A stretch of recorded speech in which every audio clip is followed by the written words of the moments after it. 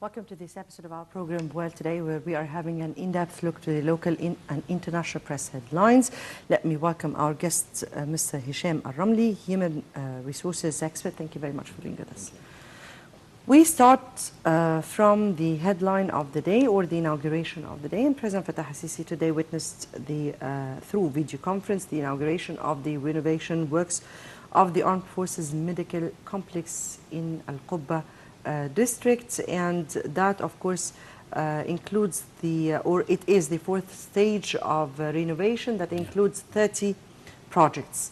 How do you view these works that are being done by the of course armed forces corp, because this is not the first work that they have been indulged with. Anyway, how do you view the significance of such a work? How would it serve the people, the healthcare system? And I think this project is one of many projects. It is based on a strategy to renew and restructure the infrastructure of Egypt on many fields, not only the medical one. This project is huge, and it is extremely important because it is a huge complex. It is increasing the capacity of beds or availability, and it increases the research part. This is extremely important. There is several projects inside that serves the researchers and the future of medical care in Egypt, especially for the army and for the people, of course. And it is part of a huge strategy to restructure all our infrastructure. Particularly the health care, which I guess... You cannot say only this. It is a huge strategy built by our president to restructure really the infrastructure. I'm talking about roads, I'm talking about hospitals, I'm talking about airports, I'm talking about ports, maritime ports, I'm talking about everything. Yes. Indeed. We then go to another, of course, domestic affairs from Ahram Online. And Egypt signs second $1 billion loan tranche agreement with the World Bank. And it says that the World Bank board of the executive directors approved the release of the second tranche of the $3 billion loan package to support Egypt's economic reform program, according to a statement by the International Cooperation Ministry. Yes. And in 2014, Egypt embarked on a plan to introduce a number of fiscal reforms, including fuel subsidy cuts that raised prices by up to 78%, as well as the imposition of new taxes to ease a growing budget deficit, currently estimated at 12.2% of the GDP. Now, Egypt, in fact, has embarked on an overall reform program, economic reform program, with an aim of putting Egypt on track. Yeah, exactly. That is the overall outlook. Yeah. How far do you think that this second tranche of this $1 billion would assist Egypt in carrying out with its program? Yeah. First, it's a good sign that our government is working on the right track. They are reforming, and they would not have been accepted to give this tranche unless we are on the right procedure in order to reform our economy. In the same time, this amount of money will be directed to the small projects and the small industries and the medium industries to back up the huge and mega projects that they are already done on the ground from 2 years ago, like the Suez Canal zone, zone of investment. Industrial zone, yes, indeed. Zone. So it will help a lot. I think it will help a lot, and it will increase the real mega project effect on the ground. Right. The Cairo Post and Egypt's proposed UN resolution demands an Israeli to end Israeli settlement. I guess that today there will be a ministerial meeting by the Arab League, or an Arab League sponsored ministerial meeting on how to end the stalemate of the Palestinian-Israeli negotiations, or at least work on ending settlements which are totally illegal.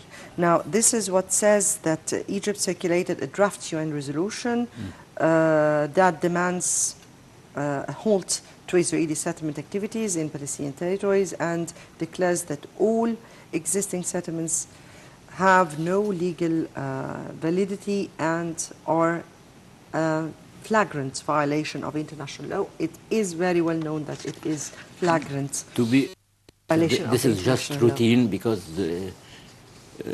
till the United States is still helping Israelis, we will never reach resolution. It has been proposed so many times before, and Israelis do the same and do the same charade and the same manipulation to get more land and to exile the Palestinians out. So this is just routine in my own opinion. If the United States doesn't care about this and put her hand politically and to do the right things on the right track, it will be endless, pointless, meaningless.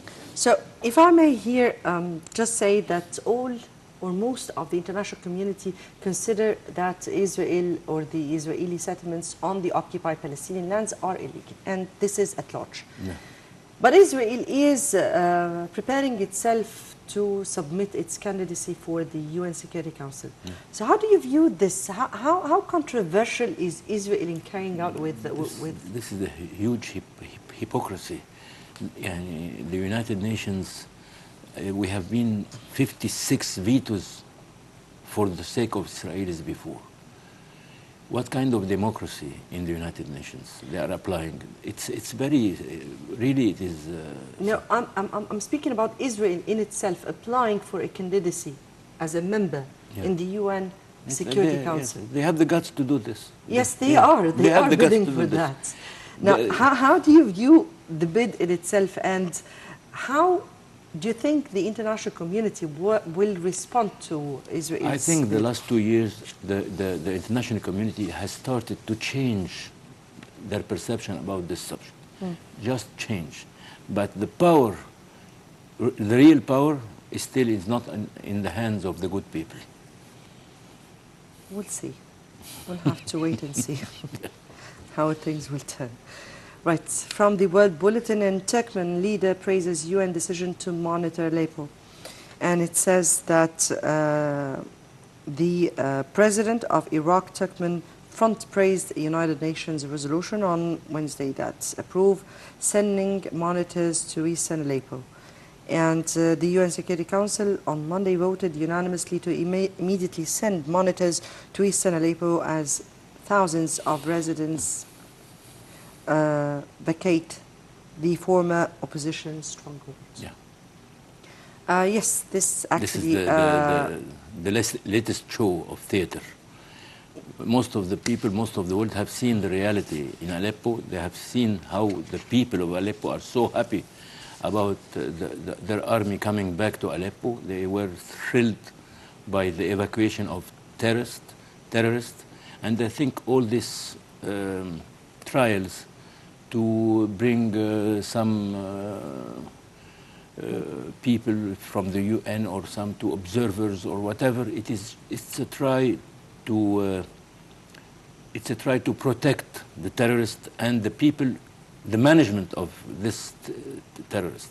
I think you have heard that there are Americans and Israelis and Qataris that were and Saudi, they were caught in Aleppo managing the terrorists. I didn't hear. You said it. Yes, I said it, and I will say it always. It is a big charade. Yes.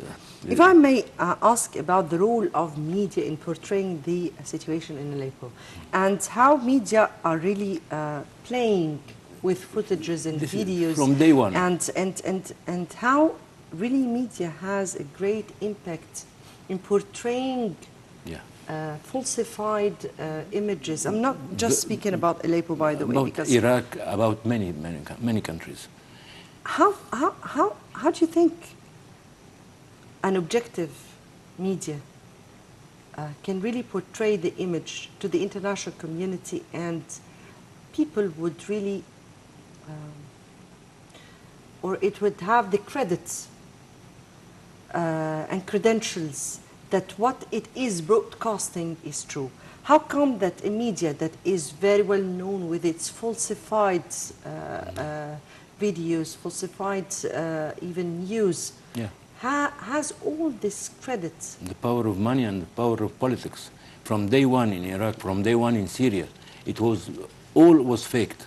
I can show you many YouTubes faking the dead people. It's makeup. Faking the smog of when you it was a big scandal by CNN when they said that the Syrian Air Force struck the pipeline and struck Homs in Syria. It was handmade by the people from American people to explode the pipeline of petroleum to show that Homs is completely destroyed. It is run. Broadcasting and media should be very honest, transforming from the news from the ground to people in very transparent and clear objectivity and truth. Now it is manipulated by money and politics. If this channel is belonging to a certain country who doesn't like this country, it will put all its forces and effort to change the perception about this country. Indeed. I have been living in Syria for 5-6 years till 2012, and I saw this charade on the ground. It was all faked in the beginning, but by the end, when you are attacking my country, I have to defend myself. Very much. To The Guardian, and mortar fire kills 11, including aid workers in Iraq's Mosul, according to the UN, and it says that Iraqi mortar fire killed 11 people, including 4 aid workers, as civilians gathered to receive assistance in the battleground Iraqi city of Mosul, according to the United Nations on Thursday. And it says that Iraqi forces launched an operation on October 17th to retake Mosul, the country's lost city held by Daesh, and have retaken areas on its eastern side. Let me here just describe the situation, because there is a kind of, it is very confusing. Yeah. I mean here that the Americans are helping the Iraqi forces to Apparently. to get rid of Daesh in Iraq. However, it doesn't seem the same way in Syria. At all. So what kind of... On the contrary, they are killing the Syrian soldiers by mistake, and they are dropping the arms to Daesh by mistake. Yes, everything by mistake. And they are dropping the aids by mistake, and it is casualties by the end. And it is very related with the previous news you have said. The Iraqi minister asking to find observers in Syria, and it is always like chess play. And so some observers are killed in Iraq, so it is a push point to make the observers come back to Syria, not in Iraq. You see, it is manipulation of the brain of people. It is unbelievable, and it is so, I don't know, I can't find the words. The double measures, this who has created terrorism in the world.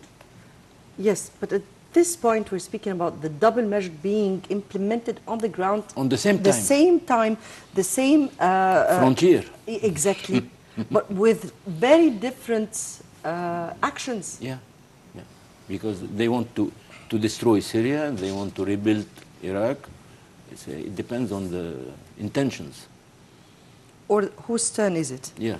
The Daily Star, and Yemen drone strike kills 3 Al-Qaeda members. Yeah. And it says that a drone strike likely carried out by U.S. forces has killed 3 suspected Al-Qaeda members in the southern Yemen, according to local security.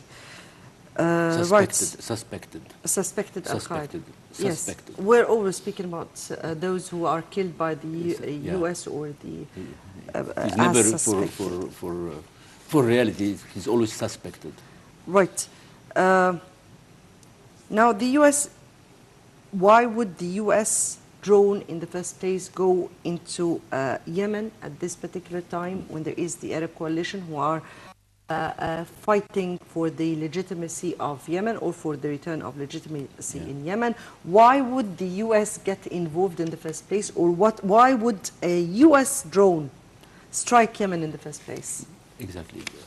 If I think, in my own point of view, is that the coalition is collapsing, and it will be no longer affecting the ground there, and I think that U.S. has some purpose to enter now, to gain ground in Yemen, in order to have a card to play with the Saudi and with the Emirates and with Qatar and with Yemen. It is. And to whose benefit is it entering this time, Iran or the Gulf? I think Iran. If they enter now, it is for the benefit of Iran. We'll see. We'll see. We'll also have to wait and see. It is like a game. It's a chess game. You have to observe very well, and it is always unexpected and unbelievable. Unbelievable. This is the exact word. My final headline of the day here, the New York Times. Berlin attack poses toughest test in Merkel's 11 years in power. Yes, the Berlin attack was horrible. We have to offer our condolences to Berlin, but same happened in Egypt, and 26 people and more were killed and others were wounded. Same thing in Jordan, same thing in not the same thing, but the assassination of the Russian ambassador in Turkey. I mean, it's a whole vicious circle of terrorism, the terrorism which is with its ugly face.